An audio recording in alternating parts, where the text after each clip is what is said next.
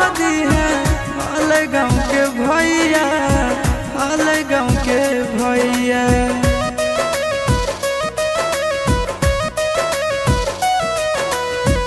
कोई नहीं जानता न बने निर्दयिया, पूछो तो कह दी है हाल गाँव के भैया, हाल गाँव के भैया। अपना दुबारिया बोलाइले न गे,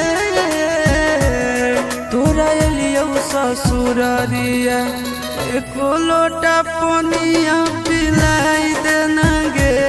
तोरा एलियौ ससुरारिया, एको लोटा पनिया पिलाई दे न